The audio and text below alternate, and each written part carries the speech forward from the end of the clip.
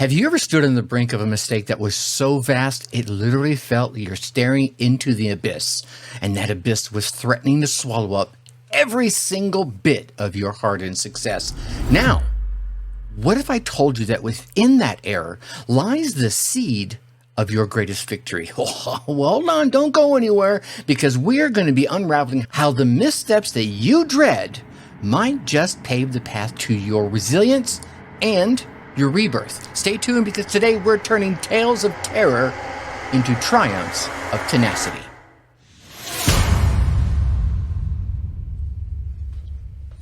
What is up? What is up? What the hell is up, my dark horse friends and family? And greetings, my trailblazers and game changers. Welcome back to another episode of the Dark Horse Entrepreneur Podcast. I am Tracy Brinkman, your humble guide on this journey from the shadows into the spotlight, where every dark horse, where every underdog has their day, and every setback is just a setup for a comeback. Now, before we start, I know I shared with you a couple of episodes ago that my wife and I have bought a farm, and give you a little update of what's going on.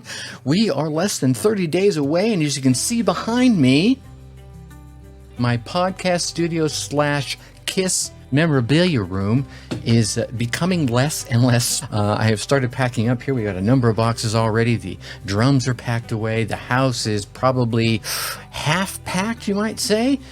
And the adventure is about to begin. Like I said, I'm going to keep updating you guys, keep you abreast of what's going on, because I'm going to keep doing all these things, all these crazy amounts of things I've been doing, and I'm going to start a farm. It's going to be a great adventure. I guess you could call it proof in the pudding that you can have everything. You can have your cake and eat it too. You can have your farm and okay, I won't try. Okay, so let's move on with today's adventure. In today's adventure, I don't want to just skim the surface. I want us to be plunging straight into the depths where fear and failure lurk, right? Where only the shadow knows. But here's the other thing. It's in these depths where we are going to discover those luminous pearls of wisdom, even whiskered wisdom. And why can we find those? Because those are the places that only the bravest dare to go to uncover these bits of wisdom. So who among us, yourself included, hasn't faced a moment so daunting that it tempts us to retreat into those sands of oblivion, to stick our head in the sand like the proverbial ostrich, hoping that the tides of time will erase the tracks that we have ever had made a mistake? Go ahead. Raise your hand. Mine is up right now. For those of you who are listening, for those of you watching on the video, you can see it. I've done it. Here's the thing. Here on the Dark Horse Entrepreneur Podcast, we don't run from those waves. We ride them. Yeah, surfer back in the days. So today we're charting a course through the turbulent seas of entrepreneurial errors. We're going to be navigating past the wreckage of what ifs and the wreckage of if onlys. And the reason we're going to be doing this is because we want to unearth the treasures of tenacity, transformation, and ultimately triumph. So brace yourself, my friends, for an expedition to the heart of your greatest fears, of my greatest fears, as we turn the tide on mistakes, molding them into milestones of tomorrow. Are you ready, my swashbuckling surfer of success?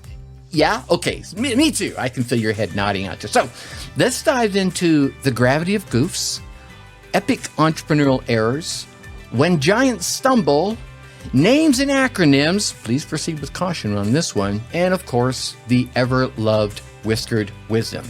Here, we're going to take a deep dive into the world of side hustle mistakes, starting with gravity of goofs. Now, these aren't just your everyday, oopsies, I'm sorry. We're talking about mistakes that are so heart-dropping, wish I could vanish into the ethers of the air, crawl underneath the covers, and never be seen again kind of blunders. Yeah, these are the ones that make you ponder, what on earth was I thinking? Yeah, you know what I'm talking about, right? You're picturing one of those that you've made. I get it. I've been there. Here's what I want you to do. I want you to picture this. It's another day in your side hustle journey. You're juggling tasks from marketing to managing emails to shuffling the kids around. And somewhere amidst all of the chaos, it happens. That slip up. Maybe it's sending an email blast with the wrong link included, or worse yet, no link included. Or perhaps it's a social media post that, maybe just didn't sit quite right with your audience. It feels like you tripped on stage right in front of an audience of thousands of people, doesn't it? Yeah, right. You just kind of fell, whoosh, arms out, face down in the ground, skee, all across. Mic gets knocked over with reverb. You feel me? Okay, here, my friends, is a little secret I want to let you in on. Not all goofs, not all fumbles, stumbles, and faceplants are the same. They're not all equal. Some are like stubbing your toe in the dark. Yeah, sure, it hurts, but you can walk it off. Others, they feel like you've just taken a nosedive straight off a cliff. These are the ones that keep you up at night. These are the ones that keep replaying over and over and over in your head. You know the one? Yeah, that one you're thinking about right there, that's the one I'm talking about. But let's start with the basics. One all too common side hustle mistake I see so many newer side hustlers, newer entrepreneurs making, it's diving headfirst in without a plan. You feel me? I know. Hold on. Bear with me for a second. Imagine, if you will, setting sail without a map or a compass. Heck, setting sail without a map, compass, or experience. Look, you might get out on the open water, you might catch a few breezes, and soon you find yourself adrift in the vast ocean that is entrepreneurship. Here's the thing, this thing doesn't need to be crazy. You can craft a simple yet solid plan that will be and can be your North Star, guiding you through the eventual stormy waters and the weather that's going to come up, and all the while keeping you on course. You don't need this massive tome of a plan, but you need something, even if you grab a sheet of paper or your journal, heck, toilet paper, I don't care what you write on, and just scribble out a few things. I want to do this, and I think I need to do that, I need to do this. We've talked about plans in detail in the past. Please go check out a couple of those previous episodes, especially the ones about goal setting, all right? Now, there's another pitfall I want to talk about, and that's the pitfall of spreading yourself too thin. It's really super tempting, especially in the beginning, to say yes to everything that comes your way. Here's the thing, my friends. I don't care who you are. You could be Batman. Even superheroes need a break. Taking too much, too soon, can really lead to burnout faster than anything else. Heck, it'll lead to burnout faster than you can say, where's my side hustle? Yeah. So the key here is learning to prioritize and set some boundaries. It's not just smart to do that. It's really essential to your journey, as well as your sanity, right? Yeah. Okay, now let's chat about a biggie here. The elephant in a room, if you will. Fear of failure. Yeah, it's like this ominous shadow lurking and just kind of, right over your shoulder. And it's behind every single decision that you have to make, and it's whispering, what if you mess up? Here's the thing I want you to remember. Every successful entrepreneur has faced their fair share of setbacks. It's not the stumble, it's not the bumble, it's not the faceplant that defines you. It's how you pick yourself up, dust yourself off, and move on. Embracing failure, my friends, is a stepping stone, not a stop sign. I'm going to say that again. Embracing failure is a stepping stone, not a stop sign. It can transform your side hustle from a series of mishaps into this mosaic of growth and learning. Think about that one. A little whiskered there, wisdom for you early there. And hey, in the spirit of learning, let's not forget about the importance of adapting. We talked about zigging when everyone else is zagging, right? The world is always changing, especially with the advent of AI, right? Things are changing at crazy speeds. So should you. So should your side hustle. Sticking too rigidly to that plan I just told you to pencil out can leave you lagging behind. So there's that balance, right? I want you to be detailed enough, but not super rigid to it. Stay curious. Stay flexible and be ready to pivot, to zig when the winds change direction. It's not about just surviving, it's about thriving. Okay, now let's circle back to our gravity of goofs that we started this a bit ago. It's natural to feel the weight of any mistake you make. I get it. But here's what I want you to take away from this piece I'm talking about here. In the realm of missteps, there are toe stubs. Ow! And then there are off the cliff nosedives. Completely different. Learning to differentiate between the two can not only save your sanity, but it can also carve out a path of resilience to your success in your side hustle journey. You feel me? So next time that you find yourself face palming at some blunder, at some foible that you did, take a moment, breathe, and reflect. And remember, it's all part of the grand adventure known as entrepreneurship, known as your side hustle. After all, don't we all find captivating stories to be the ones that have all those twists and turns and stumbles and bumbles and falls and face plants? Otherwise, they're just kind of boring. Oh, he did it and it worked. You feel me? Okay, we gotta have a little drama. It's gonna happen, okay?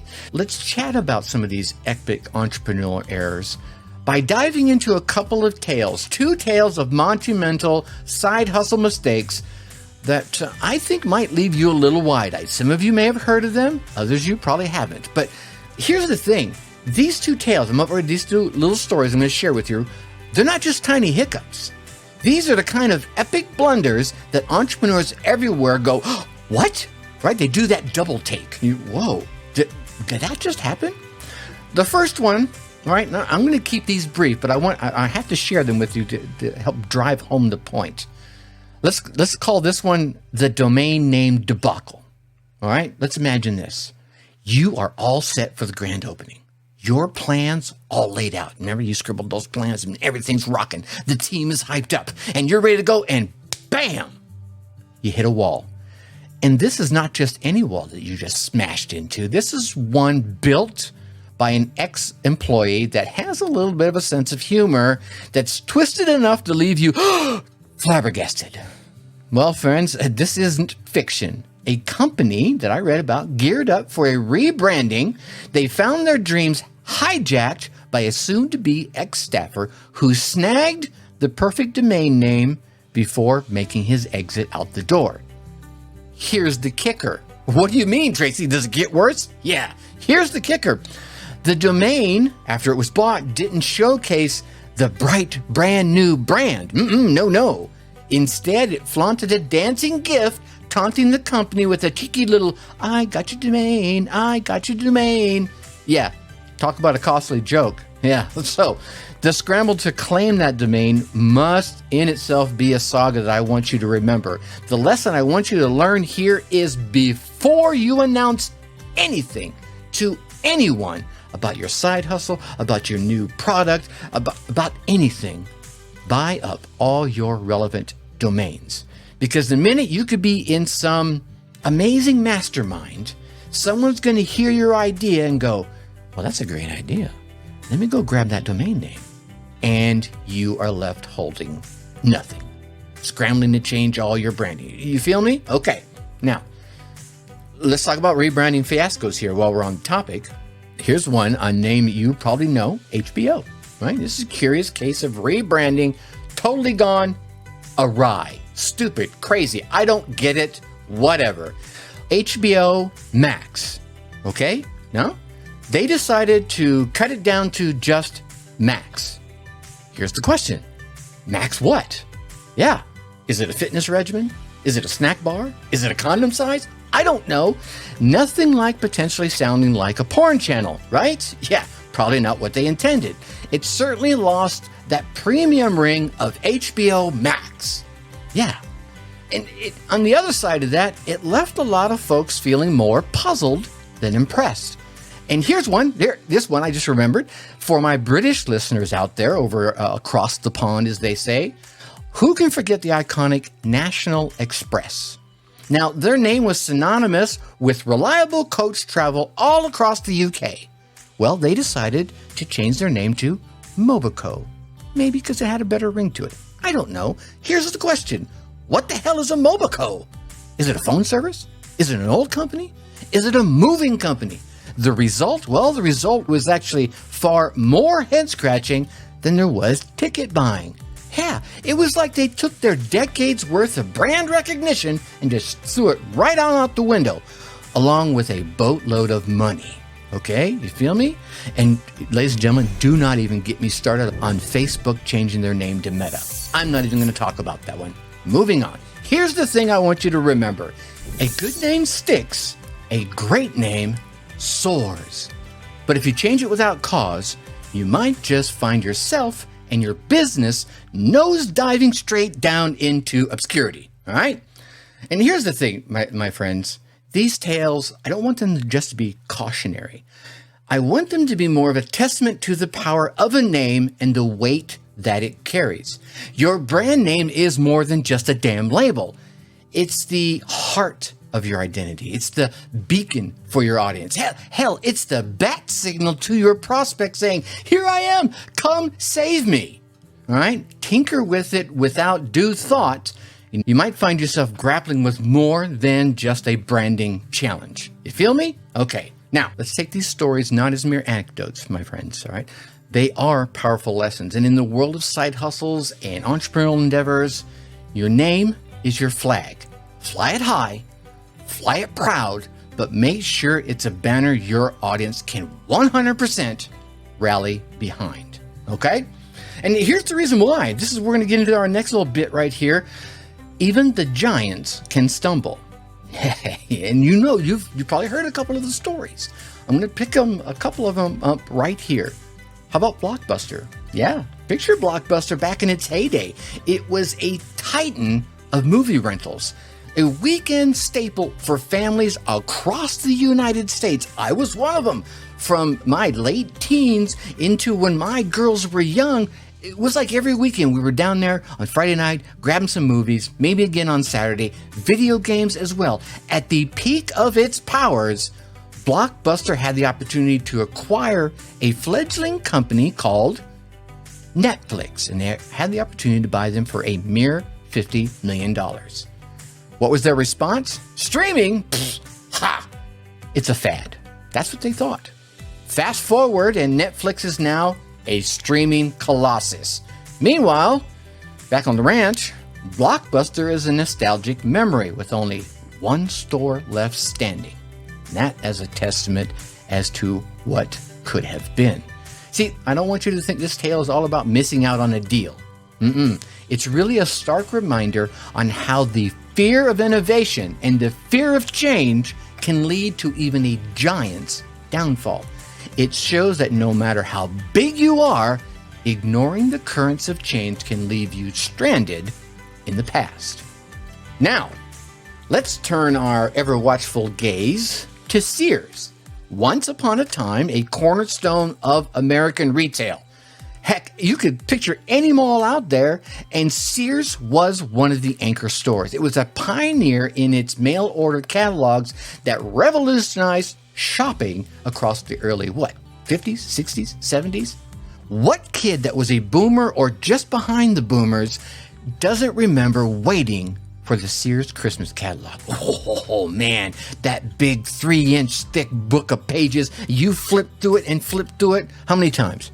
3, 5, 7, 12? Dog-earing pages, marking with markers. Yeah, Sears made a pivotal decision in the 90s to axe their catalog business, just as the digital age was dawning. Now, this one was all about timing. Enter, stage left, Amazon, a company that essentially took the Sears catalog model and supercharged it with the internet, becoming the juggernaut that we know today. Sears story? Yeah, another cautionary tale about underestimating the digital shift, illustrating how legacy businesses can 100% crumble by clinging to that old status quo. Yeah, it highlights the importance of adaptation and the peril of resting on your butt, or some folks say resting on your laurels, in a rapidly evolving marketplace. I was the planning director for a couple of different companies who focused on catalogs back in the 90s and early 2000s, who clung on to that way too much and a little too long and lost some pretty significant business as a result. Now, here's what I want you to remember. In the theater of business, my friends, innovation, that is going to be your marquee act. And foresight will be your director.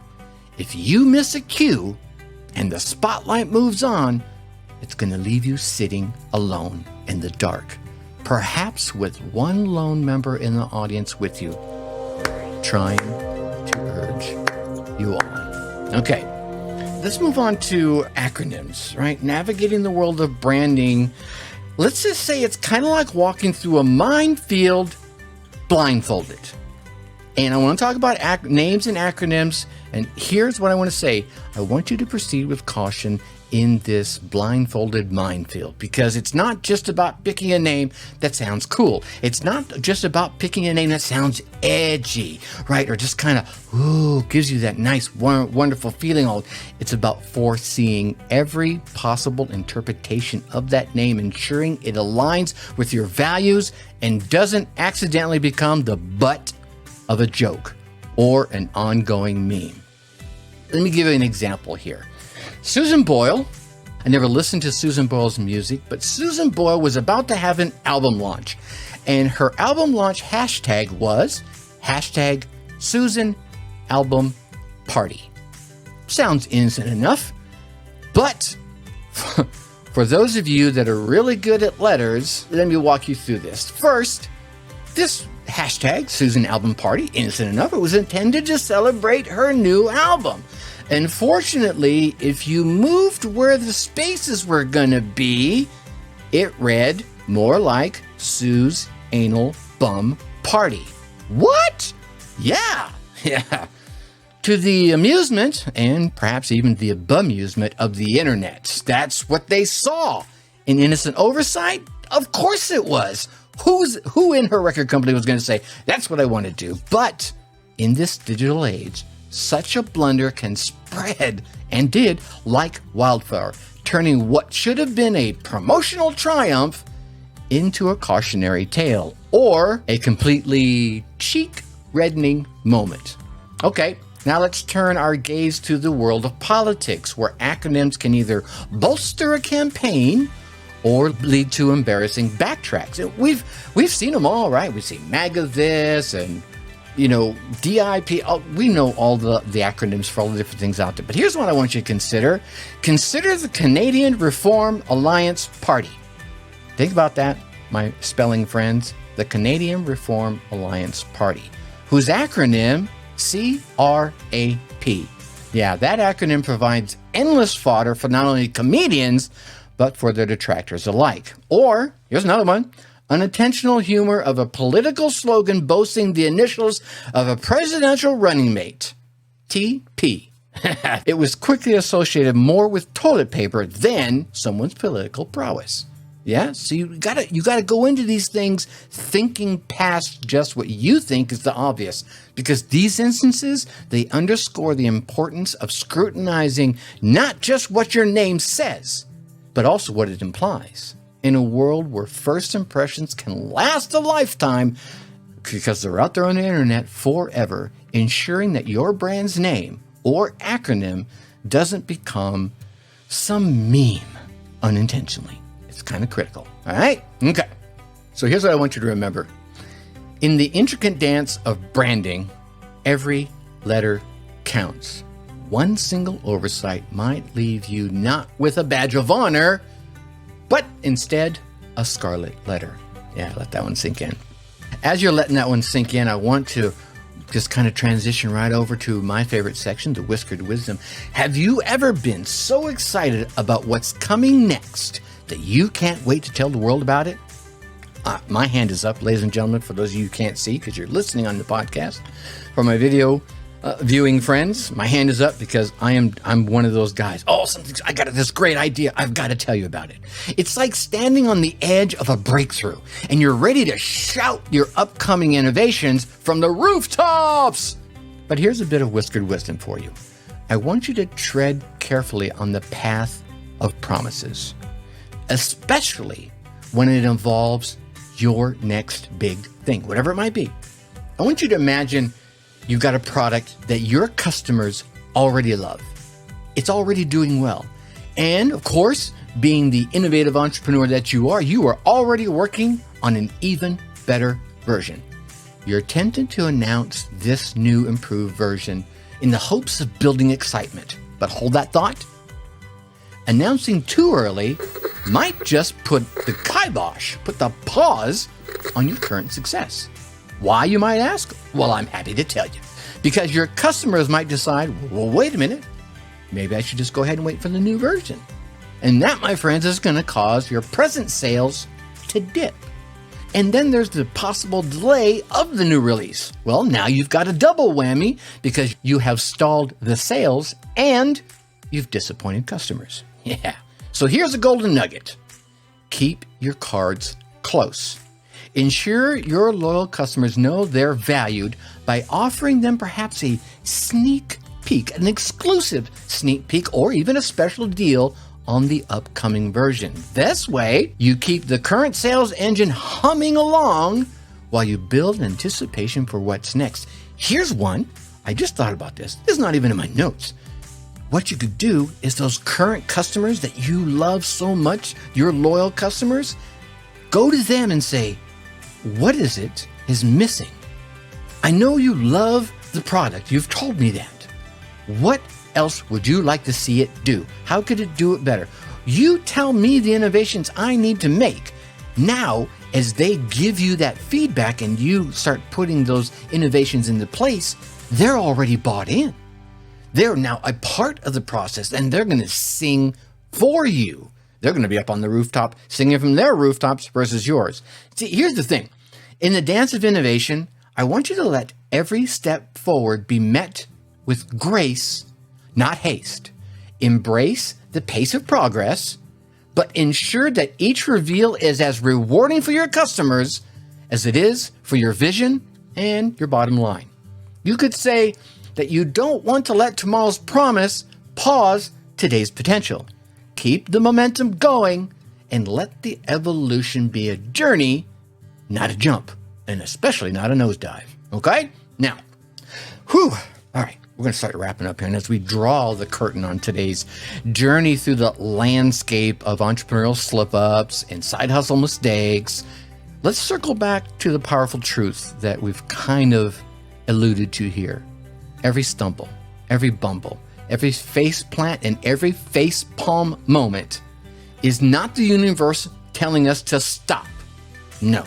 Instead, I think it's a nudge, a whisper in the chaos, urging us to stand up, step up, learn, and move forward with even greater resolve. Now, today, we've navigated through the tales of digital domains turned into punchlines, rebranding misadventures that made us question what's in a name, right? And the behemoths of business who have missed the boat on innovation, only to watch it sail away on the horizon of progress. And let's not forget those acronyms we talked about that had us either chuckling or maybe even cringing. Every story, every error wasn't just a mishap. It was a masterclass in resilience. I want it to be a lesson for you in the art of the pivot, of the zig, of the zag. And what may be next, you ask? Where do we go from here, armed with this knowledge of what not to do? Well, I think this is where the real adventure begins. If these tales of trials turned triumph sparked a fire in you, and if you found yourself kind of nodding along thinking, yeah, I've been there, well, then it's time to dive a little bit deeper. It's time to transform your oops moments into aha revelations. I want to invite you to explore the Side Hustler's Blueprint. This is a treasure trove designed for you, the intrepid entrepreneur ready to chart a course through the tumultuous seas of side hustling. Whew, say that 3 times fast. Together, we're going to navigate past the pitfalls, we're going to sidestep the slip-ups, and we're going to sail towards success with the wind of wisdom in our sails. All you need to do is text the word blueprint to 484-514-5323. That's it. Right? No emails, no signing up, no this, no 87 links. Text the word blueprint to 484-514-5323, and you'll get instant access to this private audio series. Yeah, you're already an audio listener. Go check it out. And for those of you that might be a little busy right now and got to come back and do it later, there will be the link down in the show notes, the instructions down in the show notes to tell you to do this. So go out there and do it now. So on top of that, if today's episode maybe struck a little chord, a little resonated inside you, if it felt like a mirror reflecting your own entrepreneurial journey, then don't let the momentum stop here. Visit our website, join our community, darkhorseschooling.com/tribe, and let's turn the lessons into stepping stones. Because, my friends, if there's anything I know, that in the grand tapestry of entrepreneurship, every mistake that we make is but a thread weaving together towards the story of your success. Until next time, keep hustling, keep learning, and remember, in the world of side hustles, every error is an invitation to excel. Let's turn our oops into opportunities. Heck, let's put the oops in opportunities together. Think successfully and take action.